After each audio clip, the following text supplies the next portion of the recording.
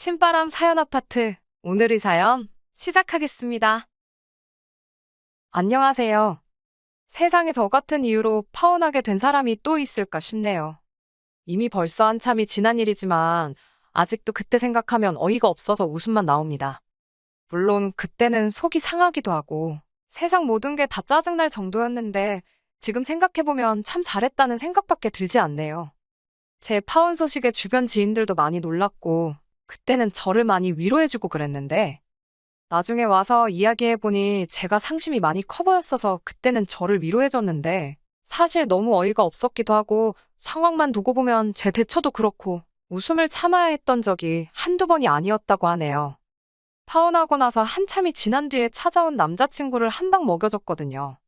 지금은 저도 다 지난 일이고 이야기해도 아무런 문제가 없기에 이렇게 사연으로 한번 적어보았어요.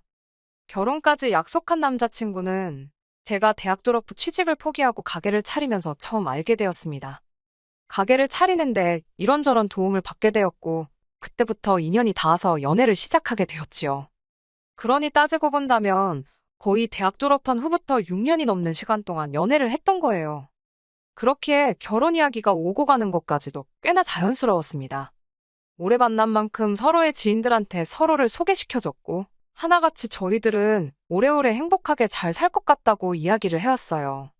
저도 그 말에 그 어떤 의심도 들지 않았었고, 듣던 말처럼 행복한 결혼 생활이 저희를 기다리고 있을 거라 믿었습니다. 그런데 결혼 준비를 하면서 특히 남자친구 가족들을 직접 만나게 되면서 그런 확신이 조금씩 무뎌지기 시작했어요. 중간 역할을 하려 한다기보다는 그저 자기가 복잡한 상황에 처할 것 같으면 그 자리를 아예 피해버리는 식으로 대처를 하고는 했었거든요. 그게 참 불만이었는데, 그래도 그동안 쭉 보여준 유유부단한 모습에 마지막에 가서는 저도 질릴 대로 질려서 크게 한 방 먹여주고 나올 수 있었던 것 같아요. 아무튼 남자친구는 다른 건 몰라도 가족 문제에 있어서만큼은 영 자신 없는 모습을 보여줬습니다. 다른 건 모르지만 남자친구가 저한테 말하길 자기가 집안의 유일한 독자라서 가족들, 친척들 이쁨만 받으면서 자라왔다고 했어요. 연애를 길게 했지만 결혼 이야기가 오가기 시작한 건 얼마 되지 않았던지라 남자친구 가족들을 직접 만날 일은 없었어요. 특히나 남자친구 혼자 서울에 올라와 지내고 있던 상황이고 본가는 서울에서 2시간 정도 더 벗어나야 있는 지역에 있었거든요. 그렇기에 더더욱 남자친구 가족을 결혼 허락을 받으러 갈 때까지 만나본 적이 없었습니다. 결혼 허락을 받기 위해 처음 남자친구 부모님께 인사를 드리는 일도 서울에서 진행이 되었어요. 원래는 제가 차가 있어서 남자친구를 제가 데리고 그 지역까지 내려갈 계획이었거든요. 그런데 남자친구가 부모님을 이쪽으로 오시라고 할 테니 저보고 고생하지 말라고 하는 거 아니겠어요. 그래도 그렇지, 다른 자리도 아니고 결혼 허락을, 특히나 제가 남자친구 부모님한테 처음 인사드리는 자리인데 어떻게 어른을 오라가라 하게 만드냐고 그냥 차 끌고 내려가겠다 했습니다. 애초에 남자친구는 면허를 따지 않고 있었던지라 연애하는 동안 차로 이동을 해야 할 때는 제가 항상 운전을 했었거든요. 그때는 잘만 타고 다녔으면서 이제 와서 왜 제가 운전하느라 고생할 거라 생각하는지 이해가 가지 않았어요. 그렇게 고생스러워 보였으면 면허라도 따놓던가 그랬으면 서로 교대해서 운전해 갈 수 있었을 텐데요. 아무튼 제가 계속 부모님을 오라고 하겠다는 말에 내가 가는 게 문제없다는 식으로 계속해서 의견을 피력하니 남자친구가 난감해하는 모습을 보였습니다. 그때 이 자식이 나한테 뭔가 숨기는 게 있구나 하는 생각을 하게 되었어요. 진짜 이유가 뭐냐 물었더니 고향 내려가는데 친구들이 아내 될 사람 차 얻어 타고 온 걸 안다면 가오가 안 산다는 얼토당토하는 이유만 대고 있더라고요. 애초에 면허도 없으면서 그게 쪽팔린 줄 알았으면 진작에 면허 좀 따지 그랬냐고 하니 그냥 부모님이 오시는데 아무 문제도 없다는데 뭐하러 거기까지 가냐고 그냥 자기가 하자는 대로 하자며 고집을 피우길래 그냥 그러기로 했습니다. 저야 운전 안 하면 덜 피곤해서 좋고 시간도 아끼고 솔직히 아쉬울 건 없었으니까요. 그리고 이만큼까지 제가 직접 가겠다는 의견을 말했는데 거절한 게 남자친구 본인이니 이게 문제가 될 리도 없고 설령 문제가 된다고 한들 할 이야기가 있으니 크게 문제될 게 없다 생각했어요. 그런데 남자친구가 저를 본가까지 데려가지 않으려던 진짜 이유를 남자친구 부모님을 만나는 그날에서야 알게 되었습니다. 남자친구한테는 위로 2명의 신우가 있어요. 두 사람 다 남자친구랑 나이 차가 그렇게 크게 나지 않아요. 큰 누나가 3살이, 작은 누나가 1살이었어요. 두 사람 다 이미 진작에 결혼을 했고요. 저희가 한참 연애하던 중에 결혼을 했는데 결혼식을 따라간다고 했었는데 그 당시에 남자친구가 우리 누나들 만나서 좋을 거 없다고 이야기했던 게 기억이 나더라고요. 그 말을 한 게 난데없이 기억이 난 이유는 바로 남자친구 부모님한테 인사드리는 그 자리에 서울까지 신우들이 떡하니 쫓아와서 저희들을 기다리고 있었거든요. 남자친구가 누나들 얼굴을 보자마자 낯빛이 사색이 되는데 저도 뭔가 잘못된 거구나 대번에 눈치를 챌 정도였어요. 집안 독자라서 귀하게 자랐다더니 남자친구는 누나들한테 꼼짝을 못했습니다. 오히려 부모님한테 대하는 것보다 누나들 대하는 게 어려워 보였어요. 저도 남자친구 부모님한테 인사드리는 자리라고 생각했는데 이런저런 질문은 남자친구 누나들한테서나 들었지. 남자친구 부모님한테 들은 질문은 거의 없다시피였을 정도였습니다. 제가 가게를 하고 있다는 이야기를 듣더니 무슨 월 매출이 어떻고 마진은 어느 정도 가져가냐 하는 전혀 몰라도 되는 이야기까지 묻더라고요. 한 달에 제가 얼마나 버는지 집요하게 물어보길래 장사라서 그때그때 달라 정확한 금액을 알려주진 못하겠다 하고 말았어요. 그런데 제 차키를 보더니 그 정도 차를 끌면 한 달에 8, 900은 버나 보다, 1000은 버나 보다 하면서 자기들끼리 지레짐작을 하더라고요. 차는 부모님이 사업하는데 남들한테 얕보이지 말라고 사주셨던 거기도 하고 월 수입은 들쑥날쑥하지만 평균적으로 3, 400 가져가는 게 전부예요. 잘 될 때는 500 넘을 때도 있긴 하지만 그렇다고 제가 얼마 버는지는 정확히 말해주고 싶지 않아서 말을 아꼈더니 지들끼리 대답 안 해주는 거 보니까 우리들 말이 맞았네 하면서 알아서 결론을 지어버리더군요. 그냥 결혼 전에 옳게 될 제가 얼마나 버는지 궁금해서 그런 거라 생각하고 말았는데 나중에 자리가 끝나고 집에 돌아갈 때 뭐 때문에 엄마 아빠의 자기들끼리 그 먼 데서 이렇게 왔는데 그냥 보낼 거냐면서 저기 길 건너에 백화점이 있던 게 거기서 쇼핑 좀 하겠다는 거예요. 여기까지 오는데 차비가 얼마 들었는지 아느냐, 어쩌냐 저쩌냐 하면서요. 딱 봐도 제가 돈 좀 번다고 하는 것 같으니 성의를 보이라는 것처럼 보이더라고요. 부르지도 않았는데 날아 나온 건 생각도 안 하고 본전 운운하면서 내 돈 뜯어먹으려고 하는 거 보니 어이가 없었지요. 저는 그냥 무슨 말인지 하나도 못 알아들은 것처럼 저는 가게에 일보러 나가야 하니 같이 못 갈 것 같고 남자친구가 오늘 회사도 연차를 냈으니 오랜만에 가족들하고 같이 쇼핑하면 되겠다고 말했지요. 그리고 도망치듯 그 자리를 빠져나왔습니다. 뭐 사소한 선물이라도 사서 들려보낼 수는 있지만 딱 봐도 백화점 가자고 하는 게 한두 푼으로 끝날 것 같지는 않아서 눈치 없는 척을 했는데 나름 잘 통했던 것 같아요.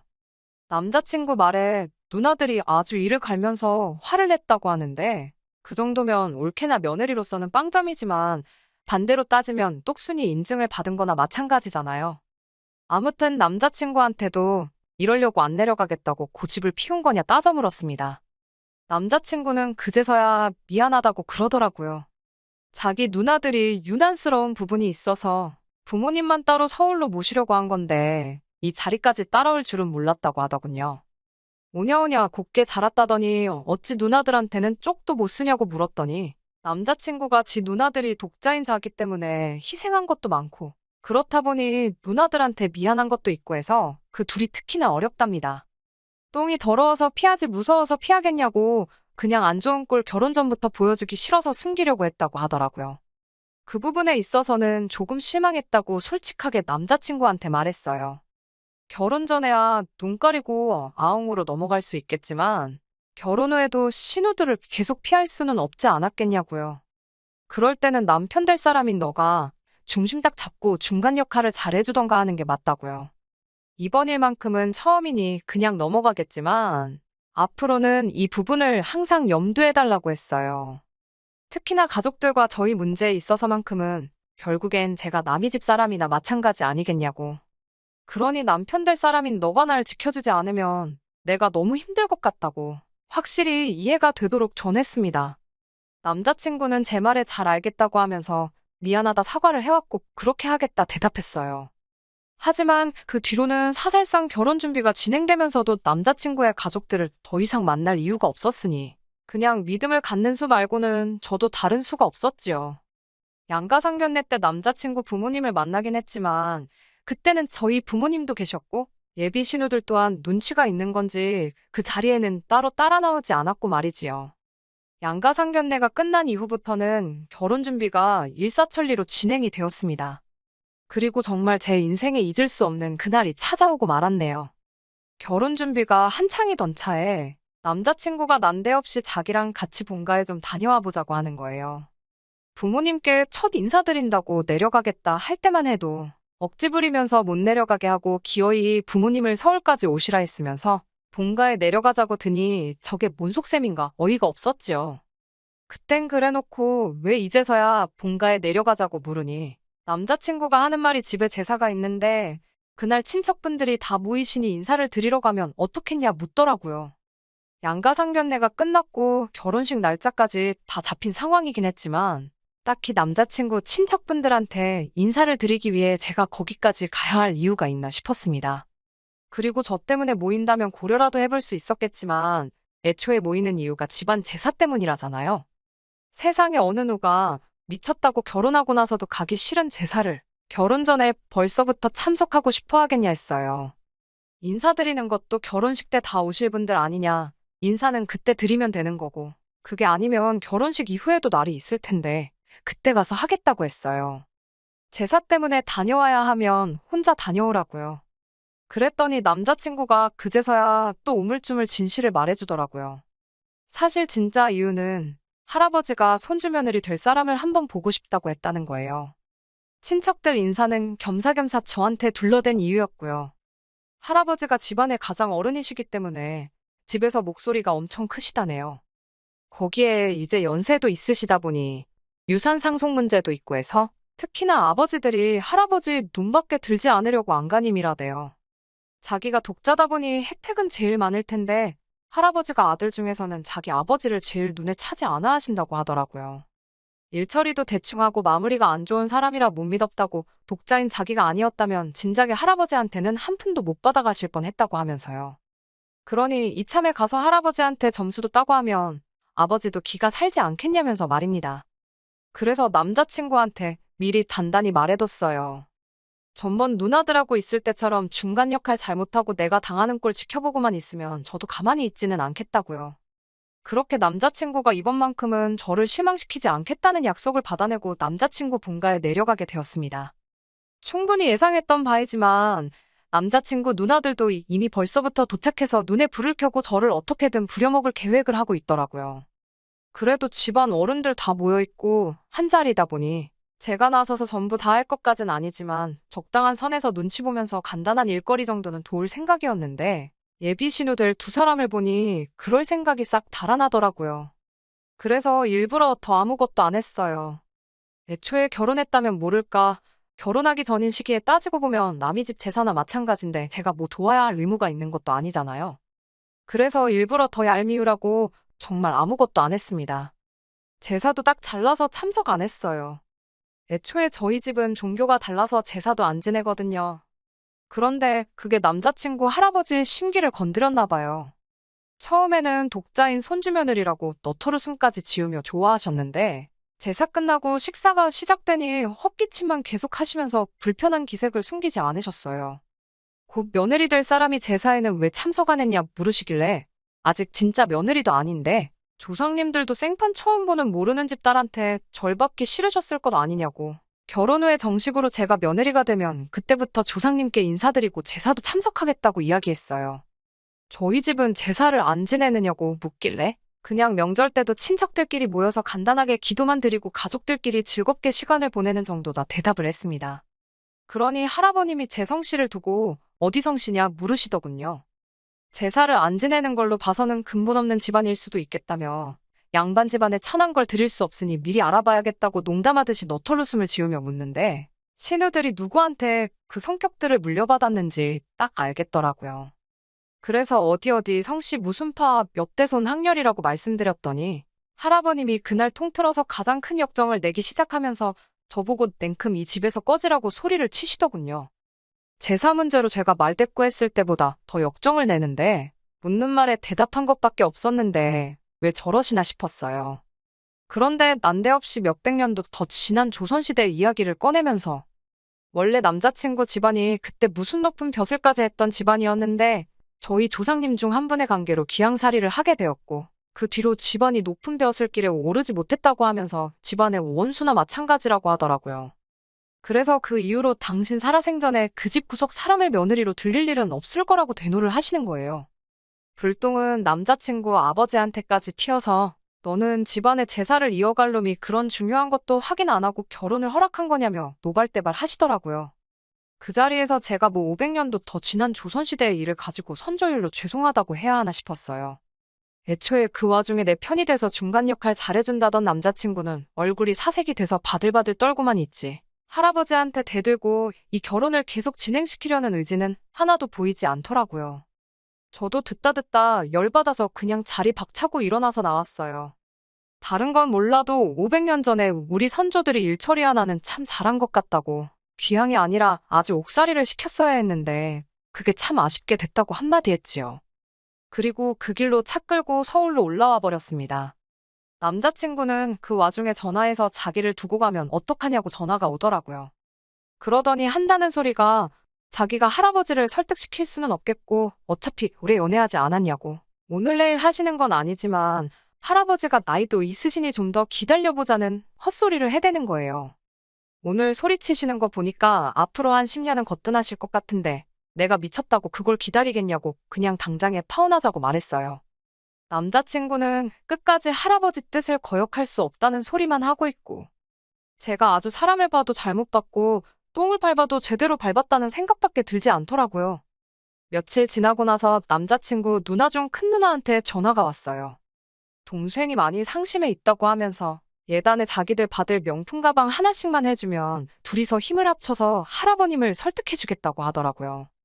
끝까지 어떻게든 제 돈으로 뭐 하나라도 뜯어내려고 저러는 모습을 보니 파혼을 결심하길 참 잘했다 싶었습니다.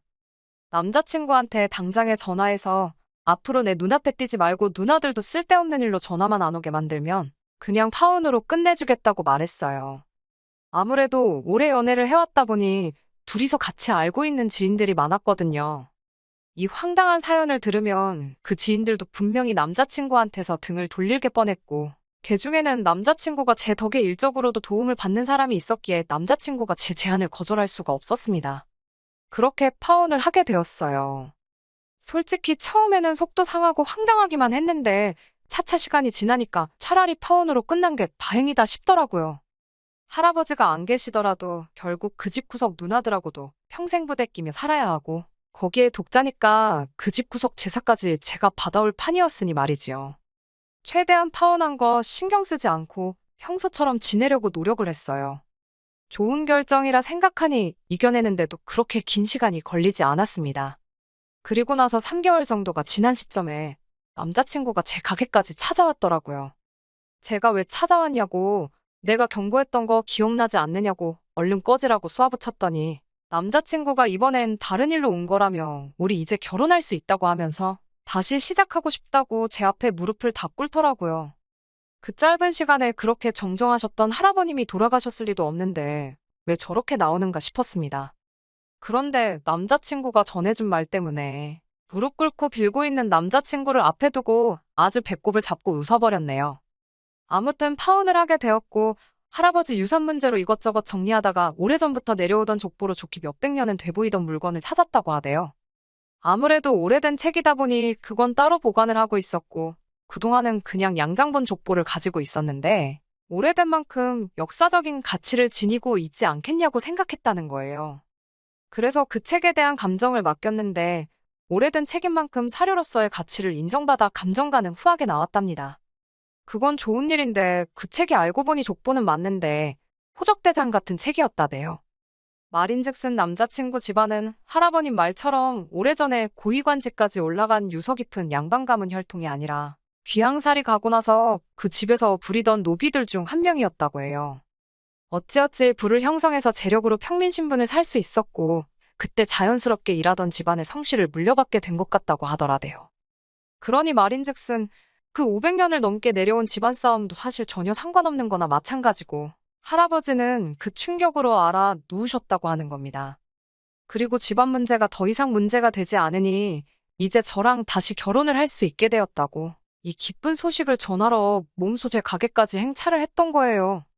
그런데 이걸 어쩌나 저는 이미 결혼 생각은 커녕 파혼을 결정한 게 정말 잘한 일이라고 생각하고 있었고, 진짜 아무런 문제가 없다 하더라도 남자친구와는 다시 시작할 생각이 전혀 없었거든요.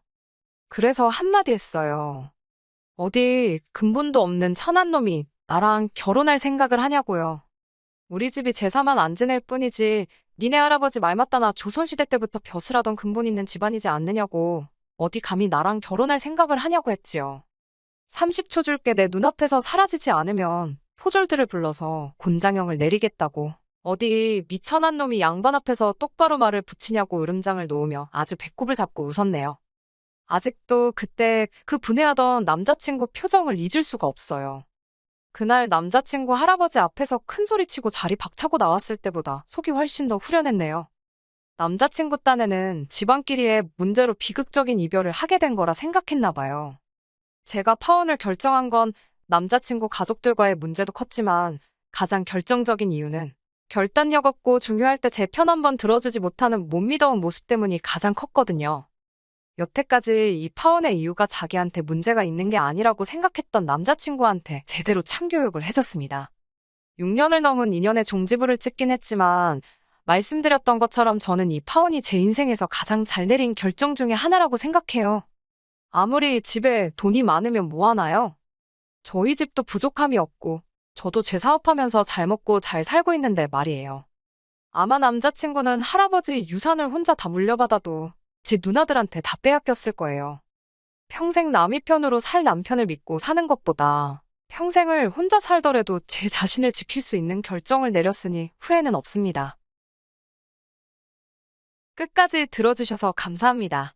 오늘의 사연은 여기까지입니다. 구독과 좋아요, 알람 설정 부탁드리고 더 좋은 사연으로 다시 찾아뵙겠습니다. 감사합니다.